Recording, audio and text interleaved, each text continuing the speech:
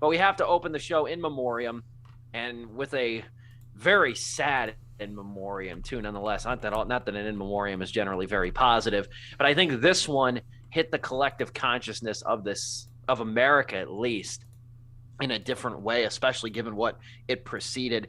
Betty White passed away on December 31st, and she was 2 weeks out from her 100th birthday, which was already very publicized in the months leading up. 2021 could not exit without one more gut punch on New Year's Eve. And the news dropped like that afternoon. Yeah. Like just as you were maybe conceptualizing your evening and what you were going to do, there was something to just really take the wind out of people's sails then and there. TMZ was the first on the case, as they normally are.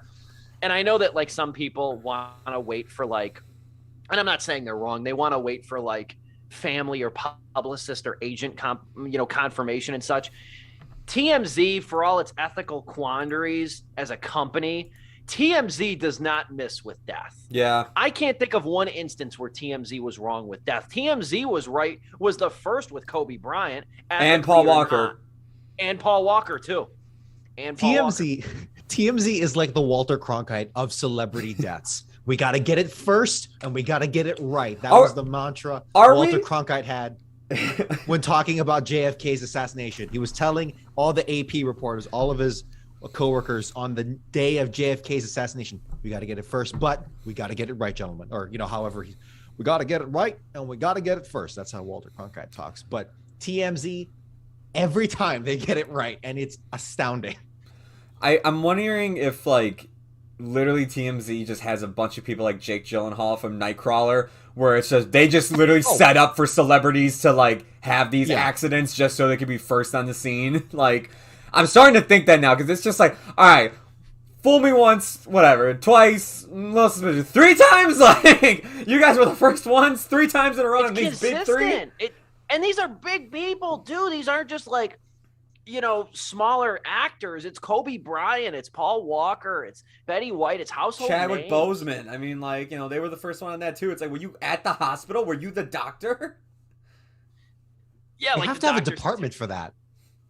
You have to have something. R.I.P.D. Like straight up. R.I.P.D. That's a movie. But yes, Betty White passed away at the age of 99, and you can say a lot of things about Betty White. The one thing you can't say is that she didn't live a full life. This woman has been a beacon of sunshine for decades. She wasn't a big film actress, but she obviously is famous for a lot of TV roles, both recurring and intermittent or one-off. She started acting all the way back in 1945. She was in a short film called Time to Kill, and her first, quasi big movie was the Otto Preminger drama Advise and Consent. That was in 1962. But she's obviously most famous for the Golden Girls. I would probably say she was the last living Golden Girl for years. Was it B. Arthur was the last one to pass away years ago? I think B. Arthur was the one. I think so. Was the last one. Was the last one. My aunt is a diehard Golden Girls fan. And when I say diehard, I mean she's got posters, she's got pillows, she's got shirts, she's got all sorts of stuff that's Golden Girls. It's a good show. It is a good show. It is a better program than most of its breed. And a lion's way to that is due to all the charisma and the talent of those women. And Betty White, too, she was also very popular. And I sort of underestimate the popularity of this show just in general. But she was also on that show. It was a more recent sitcom called Hot in Cleveland, which ran for 5 seasons. She was a main role in that. That ran for over almost 130 episodes, if I'm not mistaken. And then she had appearances in Family Guy and The Simpsons and That 70s Show. I think she actually was in a few episodes of That 70s Show. I remember her as a kid. She was in the show Yes Dear, which is a sitcom nobody remembers, I don't think.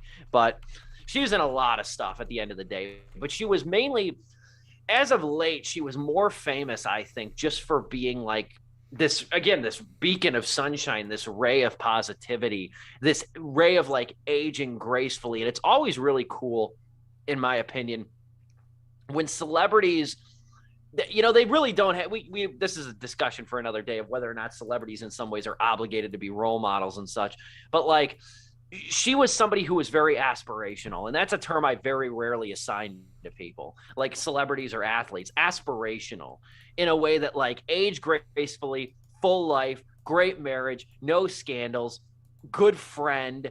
And I think the other sad thing is I just was reading this too. I knew about it, but I just read an update on it. Is that on the 17th, I want to think it's the 17th of January, which was going to be her 100th birthday rather. There was a documentary coming out via Fandom Events in theaters called Betty White 100 Years Young, a birthday celebration. I contemplated getting tickets for it about a month ago. I contemplated going out and making the drive and seeing it. And now they just released a statement, the producers of this documentary. It's still going to air on January 17th, but the title's been changed to Betty White, a celebration. Because, it was going to take on the role of being an in memoriam sort of documentary now. And her last tweet, I'll say this, I'll wrap up here, throw it over to you guys. She did a People magazine interview that came out, I think, 2 days before her death. And her last tweet was about her excitement for turning 100 years old, aging very well, and just being this sort of cultural icon for which she's known. And she was one of those people that, like, every time her name trended on Twitter, you would worry if the inevitable happened. And unfortunately, on December 31st, that ultimately was true when her name was trending. So it's hard to summarize Betty White, because Betty White transcended the screen and really became, like, in some ways less known. The Golden Girls, obviously, less known for a lot of her big roles, even though she really was a great actress, but just more known for the person, the human being who she was. And I think our collective hearts broke on December 31st. What say you, Dom? Yeah, so with Betty White, like, her legacy, I think arguably only Lucille Ball and Joan Rivers are probably, like, between the three of them, massive impact in the world of entertainment and particularly television. Now, I'm not a TV history expert. I respect people who are, because that is a deep history, like, even more so than movies, because you can watch a movie in 2 hours, but TV, like, I don't know how people can watch like 5 seasons of this show and be like, yeah, I'm good. I was like, I know my stuff. It's like, geez Louise, that's like triple the amount of history of film. But anyway, yeah, dude, she's I actually am not sure if technically she's a veteran, but she did serve she volunteered for the American Women's Voluntary Services during World War II. Again, I don't know technically if that makes her a veteran or not, but either way, the U.S. Army, was singing their praises about her as well. So it's like, she's no joke. And she hosted Macy's Thanksgiving Parade. Everyone forgets she's a meme. She's been a meme for like the past 10 to 20 years. Yeah. And rightfully so to a degree. I would love to get to a point in my life where I'm just an old meme and I bring everyone joy in their Facebook feeds. But, like, she's the real deal. She was the first lady of game shows, and so many things stating all the way back to the 50s. There are stories that don't even seem true, but they are, about how she brought in like a black tap dancer onto her own, the Betty White talk show, or the Betty White show. And she got crap from the South, of course, but she was like, nah, screw it. I'm gonna bring him on more times just to spite you. And that's a true story. And it's like, damn, she is a entertainment badass, really, right up there with Lucille Ball and Joan Rivers.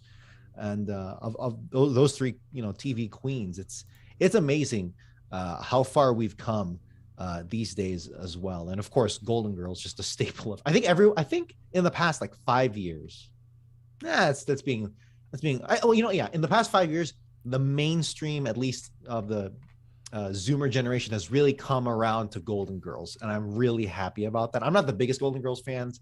I don't think I've even seen like all the episodes or like even half of it, but I know the basic premise, and every time I watch it, it's a good time because it's clever and all those actresses are on freaking point. So, dude, Betty White, just do a whole, like, do a book report on Betty White, kids, and you won't be upset. You'll be a good time.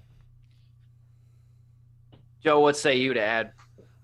I think Dom summarized it perfectly there. I was first introduced to Betty White pretty late in my life, because the way I was introduced to her was in the movie that a lot of people our generation actually know her from, The Proposal, with Sandra Bullock and Ryan Reynolds, where she played, I think, Sandra Bullock's grandmother or something, or Nana, like something like that.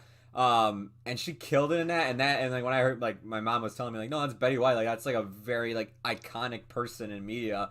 That's when I learned about the Golden Girls. That's when I learned about like almost everything else. And just, yeah, Betty White is just such a nice, humble woman, man. Like, just like respect the grind for how long she worked too. It really sucked that, yeah, 2021 on its way out the door. It was like everybody was like, you know what?